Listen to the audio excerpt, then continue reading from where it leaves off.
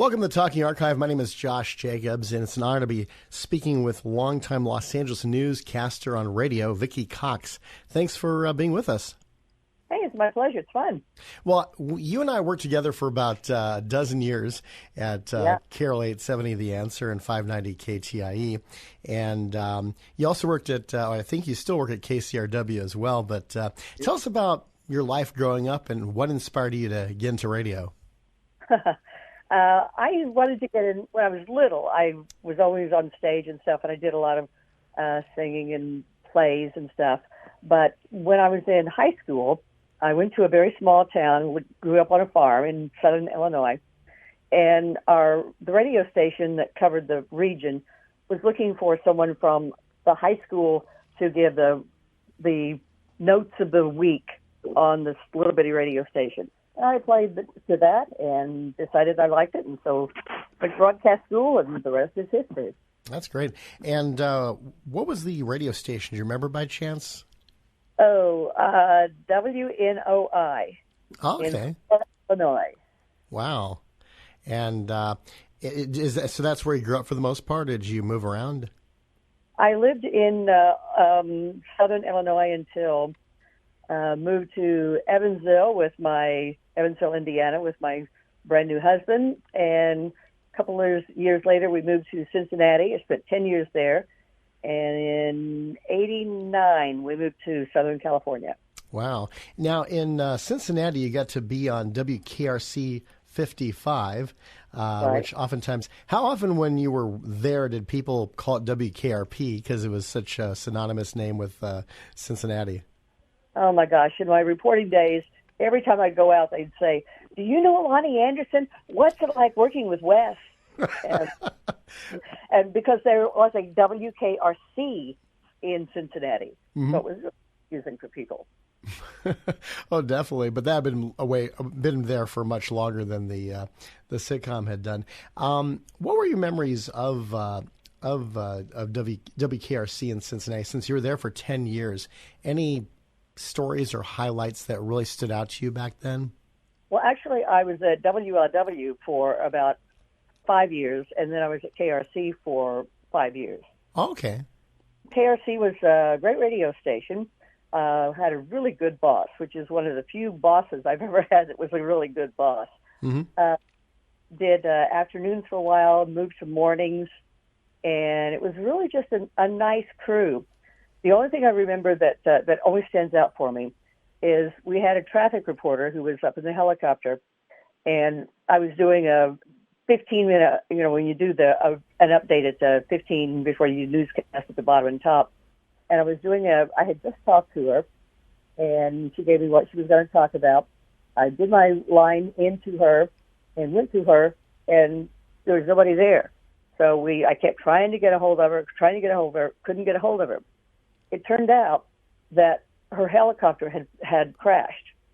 Oh, no. And she and the pilot were killed instantly. Oh, and, man.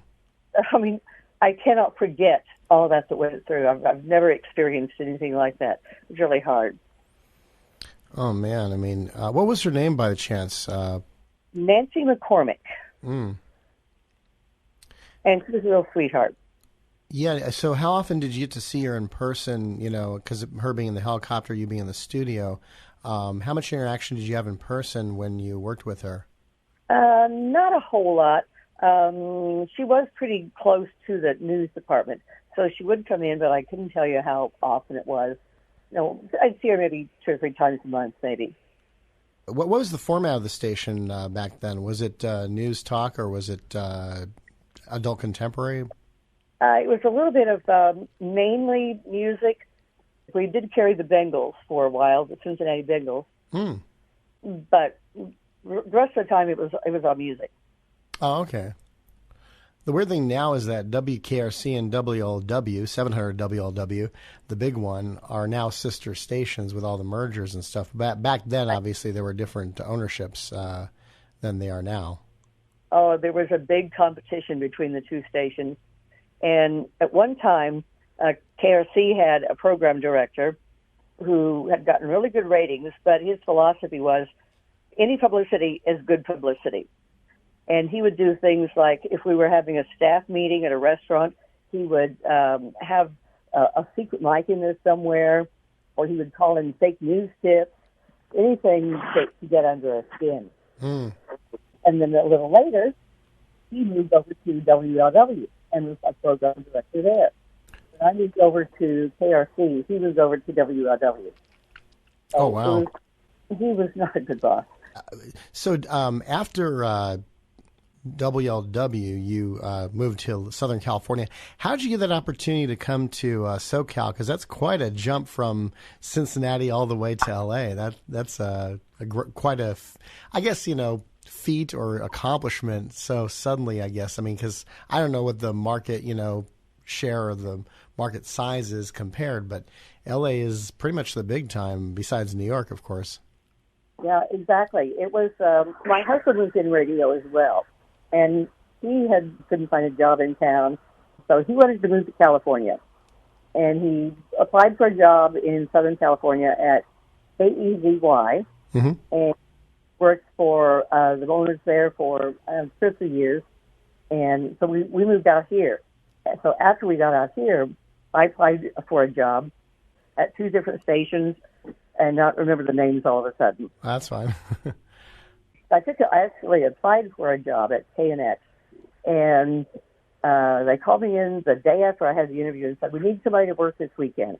So I worked on a Saturday. I had to do live shots and equipment. I had no idea how it worked. And then the next day, I got a job from KFWB and ended up taking a full-time job with them. So I worked at KNX one day. I was at KFWB. For 16 years and went to KNX from there. Wow. And by that time, was KNX and KFWB the same company? No, they were competitors. After a period of time, the KFWB was on the market for several years. And mm-hmm. just before I left, the stations had moved. And David Hall was the program director at KNX and KFWB. And he had just come from KFI, I remember, having programmed that station for about a dozen years. It was when Rush Limbaugh was hot. Oh, yeah. So that was how he became such a good program director, I guess. Yeah, and then with KFWB having been there from the late 80s to about 2005, what were some of your most memorable moments at KFWB? Gosh, I remember things like when we had the riots in Southern California, and everybody was on high risk, high fear of any kind of retaliation. We had a couple of reporters whose cars got shot at, things like that. And I remember going to work one night at SWD, and there were National Guard troops on top of our building with guns pointing out. Wow. Scary. But I still remember a lot of really, really great people. Mm-hmm. I'm still friends with a lot of them. Which newscasters or coworkers were you closest with at KFWB? It's really strange because I was friends with a lot of people who have since died. I don't know if I carry something or what, but Jack Popejoy, mm-hmm. Dan Avey, Ron Kilgore have all passed on. Bob Harvey, who's also died. But I was also close with Kelly Wheelahan, who was an editor, and Regina Pacheco.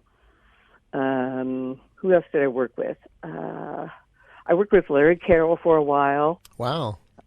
And Judy Ford, I worked with quite a bit. I don't know, a lot of people whose names you probably would not know. But Jack Popejoy and a couple of those others you mentioned, like Dan Avey, I do remember, because my parents used to have KFWB on quite often when we were mm-hmm. going somewhere and needed the traffic reports, the news reports, and right. I think David Horwitz may have been the imaging voice for the station for a while. Yeah, I worked with him. Go ahead. Fight Back with David Horwitz is what I remember him from on Channel 4. And his confusing and amusing labels, which basically is what Jay Leno uses on his headlines, was David Horowitz's confusing and amusing labels. I don't remember that. Yeah, when David Horowitz, like, cheese bread, and then it says may contain cheese, and and so they wrote to the company. It's like, why does your cheese bread say may contain cheese? They say, well, the recipe that we print on the bread, we print on both the bread that has cheese and has no cheese. And that way, it saves us money. That's why we say it may contain cheese. That's funny. And there were some other ones that just, removes both dirt and gunk and engine. And so they show a car with their engine, then they take the engine out and show with no engine. That sounds like some of the faux pas you get emails about these days. Exactly. But I did meet David Horowitz a couple times when I was working at Columbia Square as an intern at Oldies 93 CBS FM. And one time I actually wrote Fightback because I bought a Fightback T-shirt, and I put it through the wash, and the decal of the T-shirt pretty much washed away. So I wrote them, said, I feel ripped off, and they sure enough sent me another T-shirt. So I think, I'm not sure if David Horowitz, I don't think he did it directly himself, but I thought, as a young kid, okay, he sent it to me directly. He saw the letter, and he said, okay, send him a new T-shirt. And so I said, I do appreciate you sending me a new Fightback T-shirt. It's kind of like that episode of The King of Queens where Jerry Stiller's character Arthur shows Doug that he was on the $10,000 pyramid, and Doug said to him, "Oh, did you win the $10,000?" And Arthur said, "Do you think I'd be living in that dump of a basement if I did?" And then they're showing the end of this episode, like, departing contestants will receive a supply of rice-a-roni, and Arthur's like, I never got my rice-a-roni. I want my rice-a-roni. If I don't get that rice-a-roni, I'm going to tape that boyish grin on Dick Clark's face and wipe it off. Oh, and, that's too funny. So he goes to Dick Clark Productions demanding his rice-a-roni from 20 or 30 years earlier.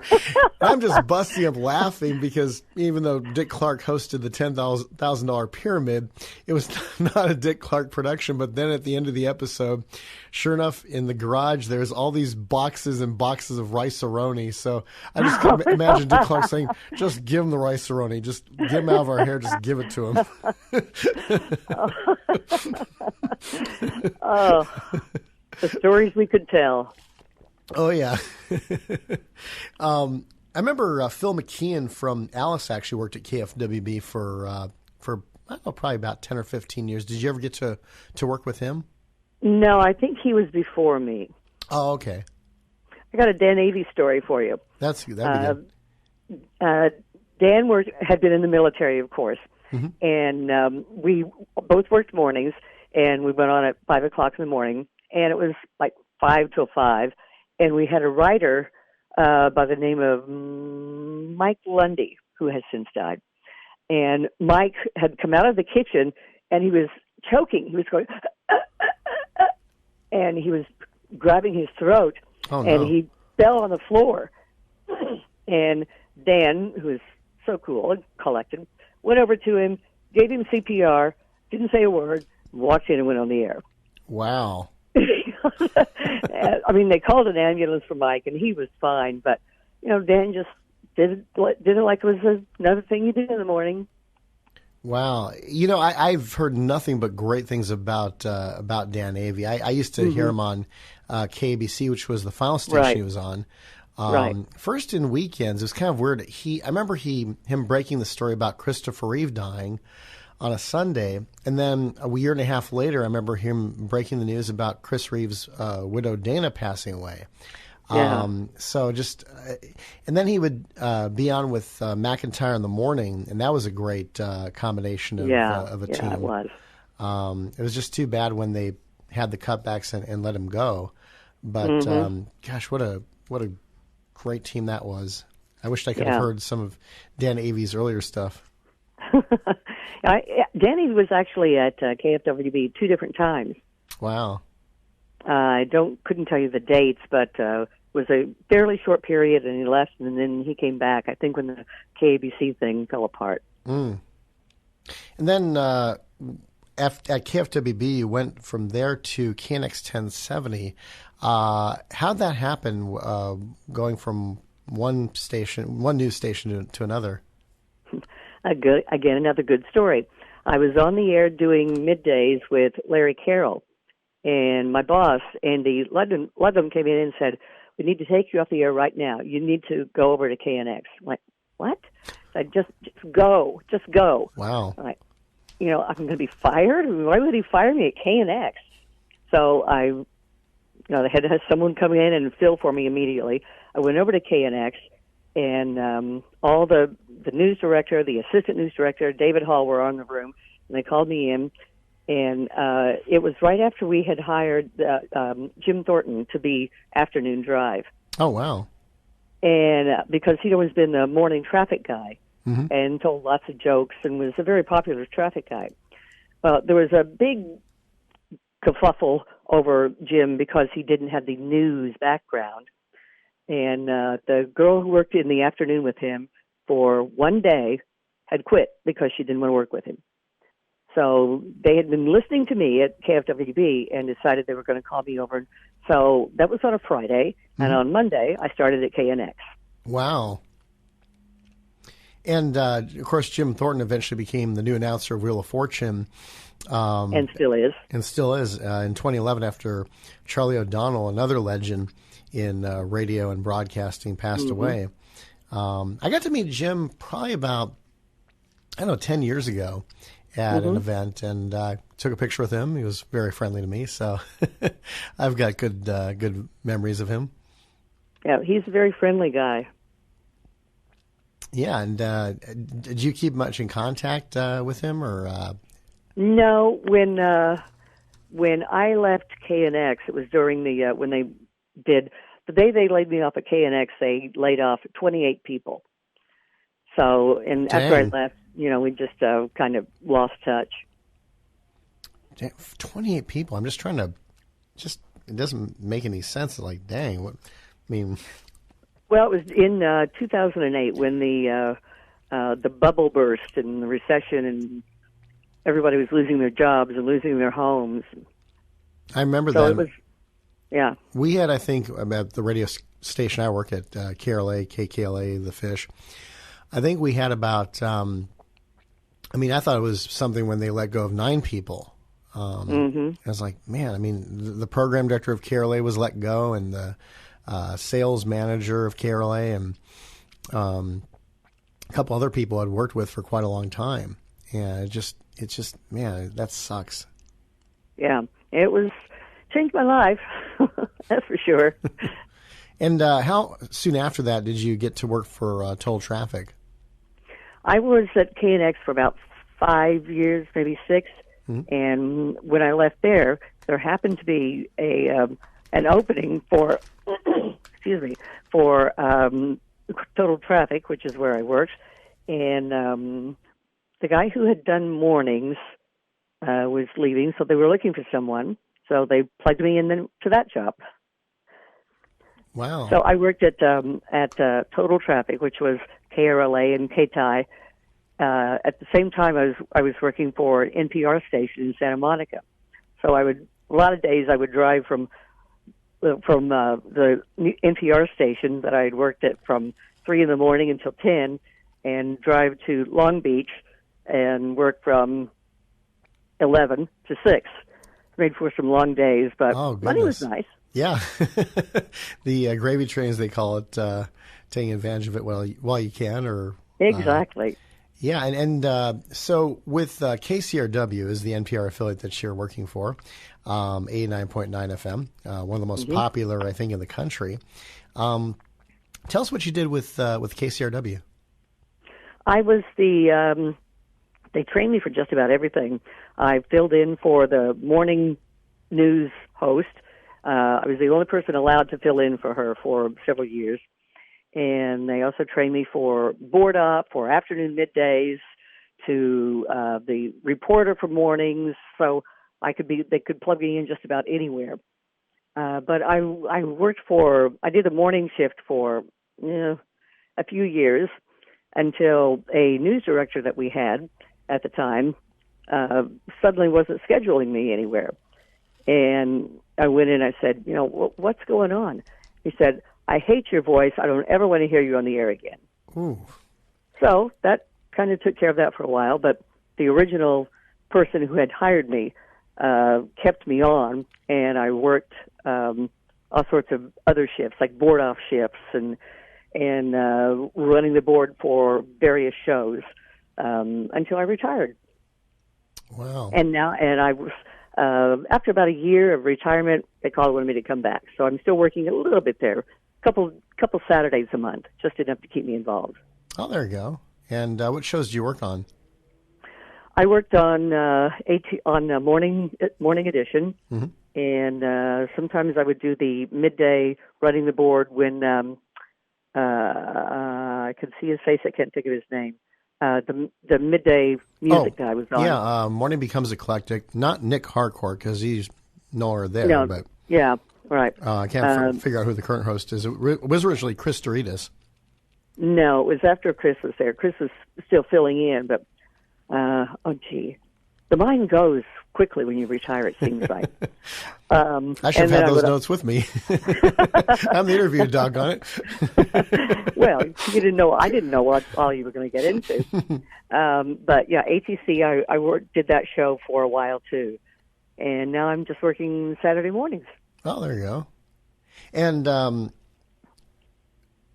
what I guess, with mainly working in news, you didn't really. Did any radio stations ever have any celebrities come in to visit that you got to meet over the years? Let's see. At KFWB, there were fairly frequently we'd have people come in. I remember meeting Stevie Wonder, June Lockhart. Can't think of anyone else off the top of my head. It's funny you mentioned June Lockhart. I met her at the Game Show Congress Convention about 17 years ago. She was a total flirt. I mean, here's a lady well into her 80s, and she's kind of flirting around with me and flirting around with other guys funny. and stuff. Just a total sweetheart. But and I did get a picture with her, which was cool. And yeah, she was quite a character. Yeah, she was pretty enamored with KFWB. So she would come in when they would have union meetings or various meetings at the station. So she would come in and she'd just hang around for a while. She'd walk in the booth while you were on the air and just talk to everybody there. And she was just a friendly person. You'd never know she was a celebrity. That's great. I'm glad to hear that you have the same great experience that I did at the Game Show Congress. And were there any type of special events that, because KFWB was number one for many, many years, any types of special, bonuses or maybe vacations or outings that the management treated you guys to for reaching, goals and stuff? Anything memorable about that? Well, when Group W, Westinghouse, owned the station, the first year I was there, the Christmas party was held at the home where Liberace had in Las Vegas. Wow. That was the Christmas party. And they would give away jackets, and you get Tiffany dishes for your 2-year and 5-year bonuses. And it was pretty sweet. But that kind of died out after they were no longer the owner.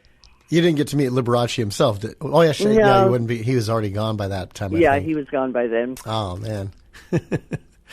And I mean, I remember hearing from people about different parties they were thrown when the radio stations were more mom and pop than they are now, and just like, wow, sounds so cool. Like I remember I was talking with Jim Peck. He had hosted a game show for Chuck Barris called Three's a Crowd, and he said one day Chuck Barris called a meeting of all the staff, and they went to his office, and he says, "Okay, everybody, get in a limousine." And so they took the limousine to the airport, and they flew them all to, I think, Acapulco for the day. And Chuck Barris had this giant spread of food waiting for them when they got to Acapulco.